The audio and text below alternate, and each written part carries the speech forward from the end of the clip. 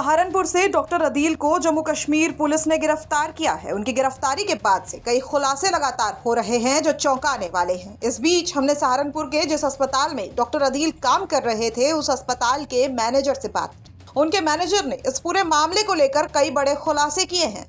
अस्पताल के मैनेजर का कहना है कि अदील काफी टैलेंटेड और काबिल थे, काफी अच्छी उनकी नॉलेज थी। उनको देखकर ये नहीं कहा जा सकता कि वो ऐसा कुछ कर सकते हैं। वो अस्पताल से अपनी मां की सेहत खराब होने का कहकर छुट्टी पर गए थे। क्या कुछ कह रहे हैं अस्पताल के मैनेजर, सुनिए। डॉक्टर आदिल को सहारनपुर में जम्मू कश्मीर पुलिस द्वारा गिरफ्तार किया गया है। बताया जा रहा है कि आतंकवादी संगठन से उनके कुछ लिंक थे। इस वक्त हम मौजूद हैं सहारनपुर के अंबाला रोड एक निजी प्राइवेट अस्पताल में। यहीं पर वो डॉक्टरी थे और ओपीडी देखते थे। इस वक्त अस्पताल के जो मैनेजर हैं मनोज कुमार जी इस वक्त हमारे साथ मौजूद है, इनसे बात करेंगे। सर, डॉक्टर आदिल कब से यहाँ काम कर रहे थे और किस तरह का व्यवहार था?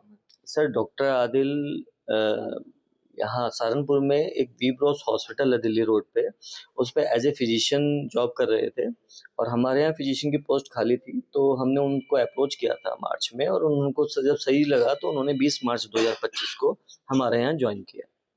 तो उसके बाद यहाँ पर काफ़ी पेशेंट्स उनसे मिलने आते थे, आपकी भी एक आधी बार मुलाकात हुई होगी, तो किस तरह का व्यवहार उनका लगा देखने में और क्या? वो बहुत ही व्यवहार कुशल और शालीन व्यक्ति थे। आप मतलब जज नहीं कर सकते हो कि ऐसा इलीगल काम में वो एक्टिव थे। मतलब हम तो अभी भी शॉक्ड हैं कि ऐसा भी हो सकता है। अगर एज ए डॉक्टर पूछेंगे तो मैं आपको ये जवाब दूंगा, बहुत ही काबिल इंसान थे, नॉलेज लेवल बहुत अच्छा था, हाईली स्किल्ड थे वो और अपने मरीजों का ख्याल रखना, ट्रीटमेंट देना बहुत अच्छे से काम कर रहे थे। और मिलने, जहाँ तक लोगों के मिलने की बात है, आप पब्लिक प्लेस में बैठे हो, ओपीडी चला रहे हो तो आपके पास 50 मरीज रोज आते हैं, कौन आ रहा है कौन जा रहा है ऐसा। लेकिन कभी भी हमें इस चीज़ का आभास नहीं हुआ कि कोई अवांछनीय आदमी उनके साथ मिल रहा है या वो किसी ऐसी एक्टिविटी में इन्वॉल्व है। तो ऐसा हमें तो कभी कहीं से कहीं तक नहीं लगा। हमें भी मीडिया और पुलिस के माध्यम से पता चला और जैसे ही हमें पता लगा हमने तत्काल प्रभाव से उनका निलंबन कर दिया था। तो आपको जब पता चला यहाँ पर, उसके बाद पुलिस भी आई होगी, लोकल पुलिस भी आई होगी जांच के लिए, क्या कुछ किया उन्होंने? पुलिस की जो रूटीन इन्वेस्टिगेशन है पुलिस कर रही है। उन्होंने हमसे पूछताछ की, जो जानकारी मांगी वो हमने पुलिस को साझा कर दी और आगे भी कोई भी एजेंसी या पुलिस अगर हमसे कोई जानकारी चाहेगा तो हम देंगे। हम तो ये चाहते हैं इसकी निष्पक्ष जांच और जो लोग इसमें कल्प्रिट हैं जल्दी से जल्दी वो पकड़े जाए और उनके ऊपर कार्रवाई हो जो भी कानून के तहत होनी है। अस्पताल से आपके द्वारा जो उनकी शादी में भी कुछ लोग गए थे, कुछ नेम प्लेट्स भी जो अस्पताल से है वो हटा दी गई है, तो क्या कुछ वजह? जी, वजह उसकी ये है कि उनकी शादी में हमारे स्टाफ के कुछ लोग गए थे और ये बड़ा ही संवेदनशील मामला है और सीधा देश से जुड़ा हुआ है।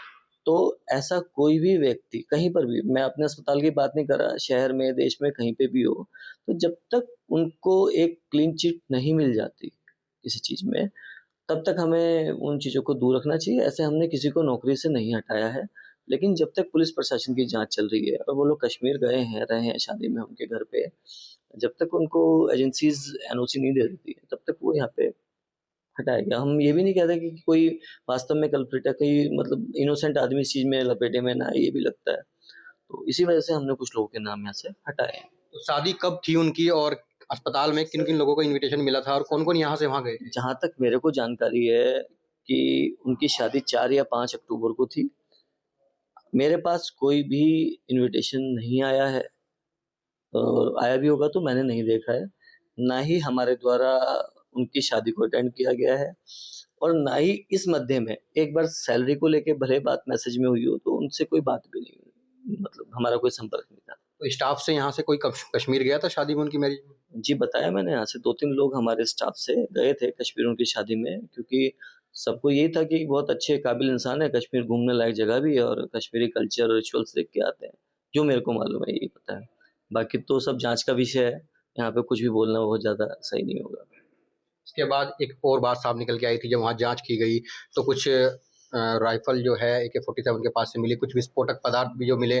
तो जिस तरीके से सहारनपुर में यहाँ रह रहे थे और यहाँ किराए पे मकान ले रखे थे और अस्पताल में भी यहाँ काम कर रहे थे, तो कभी कोई गतिविधि इस तरह की या फिर ऐसा होता तो एक जिम्मेदार नागरिक होने के नाते हम सबसे पहले पुलिस प्रशासन को सूचना देते इसकी, क्योंकि आपकी नाक के नीचे कोई ऐसे रह रहा है और चीज़ें एस्केलेट कर रही हैं जो कि गलत है, देश की सुरक्षा से जुड़ी हुई है, तो ऐसा कुछ होता तो हम सूचना देते।